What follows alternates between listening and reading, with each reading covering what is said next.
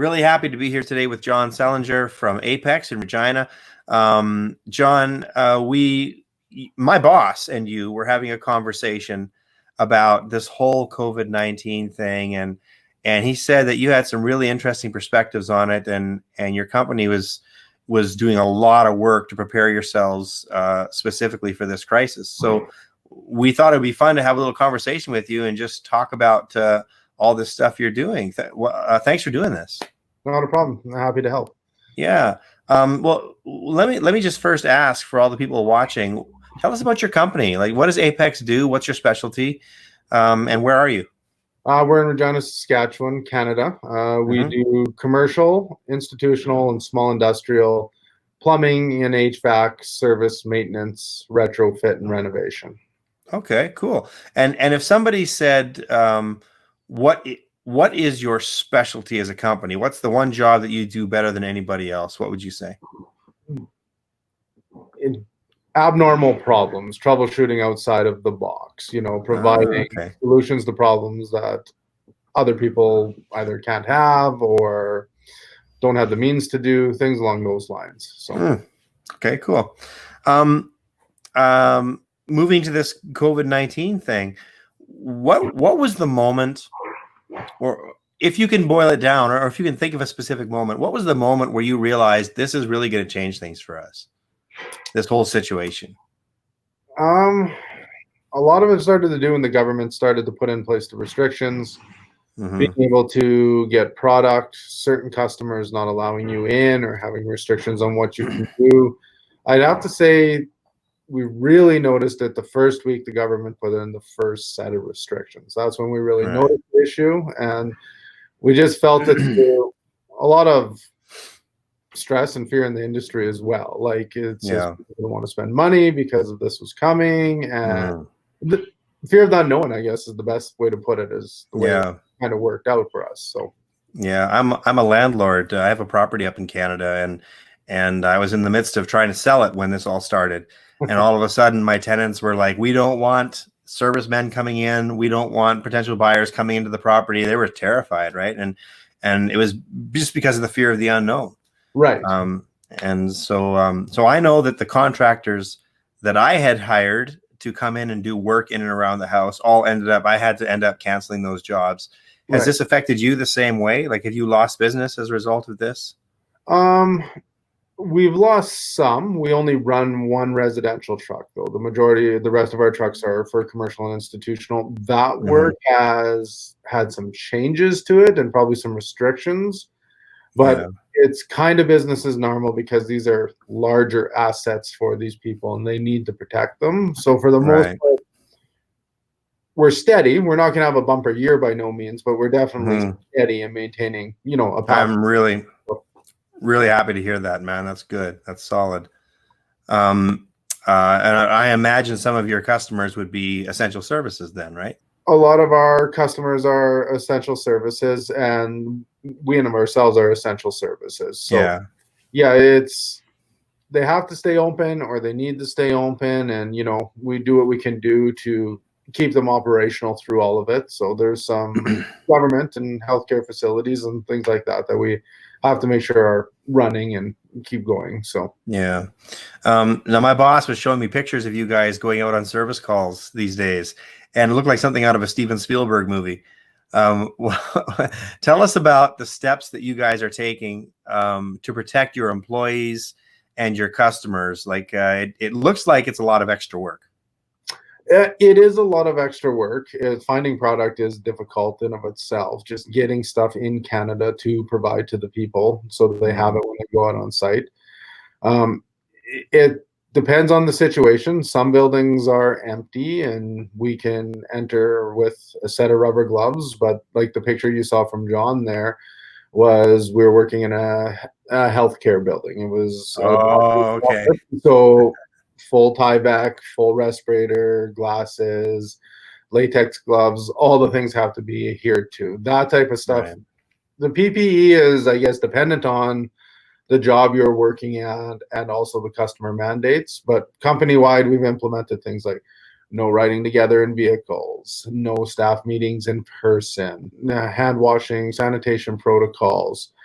Yeah. Just monitoring personal health a lot more. Just being certain that, number one, that the employee's health is taken care of, and number two, that we're not putting any of the risk on the public by transferring, the Right. virus along. So, And I think somebody mentioned to me, maybe it was John, that you guys like have to clean everything before, like after each service call and all that. yeah, all our tools are sanitized in, and the shop tools are sanitized in and out of the shop after each use. So if one guy uses a shop tool, that tool sanitized, put away, goes out, and then when that comes back into the shop, it's sanitized again. Trying to eliminate any person-to-person crossover. Yeah. Yeah. Wow. Wow, man. That's well, kudos to you guys for taking it so seriously, because I think that probably gives your customers a sense of relief, and I think probably hearing the work that you guys are doing probably puts a lot of people at ease, I would think. We hope so, anyways. Yeah. Let me just pull up my questions here. Oh yeah, well, let's talk about our relationship as companies. When did you guys become ServiceBox customers? We were basically, for lack of better terms, customer one. I knew one of the partners in it from day one. I came to him with what we needed for our company to run, become web-based, basically integrate all our paper stuff in one place to make it easier. And he had some base stuff built for another contractor, and he extrapolated off that, and that's kind of ServiceBox came to be. And right. And he did, and he put it together, and then the two partners in ServiceBox has kind of taken it from there and added to it and tweaked it and detailed it and made it into the system it is today. So, all right. So it was kind of a custom build for you guys in a lot of ways. Initially, yeah, it was, because I came to John originally saying, would like you to do something for us. This is what I would like to see. And that was kind of the catalyst to get ServiceBox off the ground, I guess. So, so yeah, you really were there right from the start. Yes.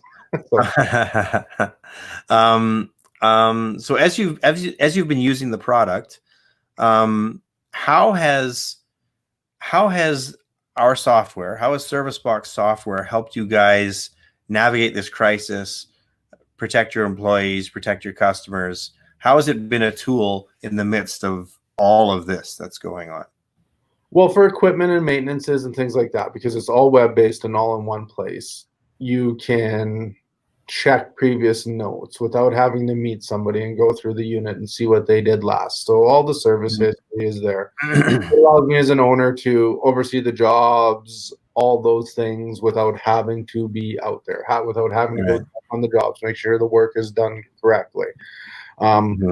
Basically, being web-based, you can see what you need to see without having to interact with another person. So yeah, and I suppose that would go for customers as well, right? Like for customers as well. Yes, like they can dispatch the call via phone. We can go to site with ServiceBox, produce the work order, complete, produce the invoice, and send it out to them email. So it doesn't have to be a contact type of thing with the clientele if they choose for it not to be a contact thing. So yeah. Okay, cool.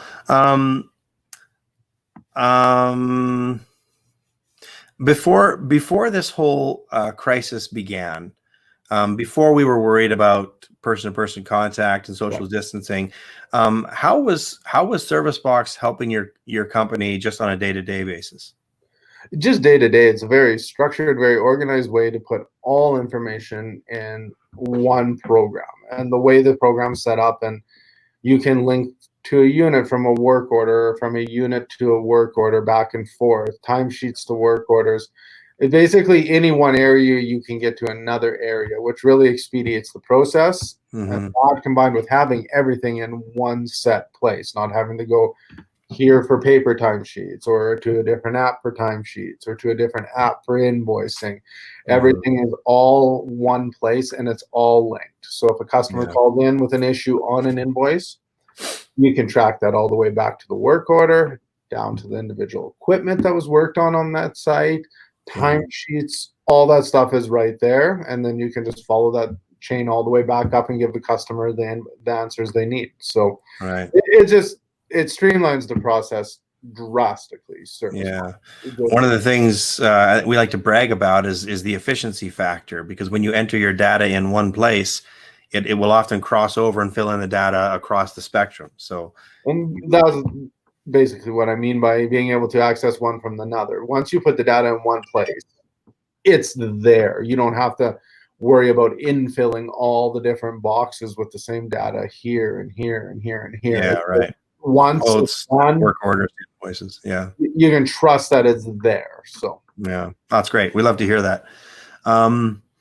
We're getting pretty close to the end here. I really appreciate you taking the time with us, Jon. No problem at all.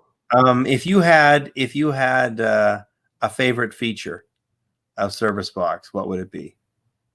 The ability to build units and track the service history. As a company that does a lot of service, being able to go back to a specific unit and see every single service call that was done for it, have every single maintenance note that was done for it, any wiring diagrams that needed to be found or attached to that unit. Basically, being able to track any specific piece of equipment we look at in great detail would be probably one of my favorite parts of ServiceBox, is to be able to, when a customer calls and says, all right, I've got unit 17 and it's been giving grief, you know, what do you think of this unit? I can say, well, in 2015, you've had this issue. In 2016, this issue. This is what the maintenance has presented. The manufacturer's list is saying this is obsolete. And I can get all that by a few clicks going right. There it is. So that'd be one of my favorite features of ServiceBox. So that's awesome. All right. Well, thank you so much for taking the time, man. And we really appreciate all the work you're doing to help businesses stay open and to protect your employees and to protect the rest of us.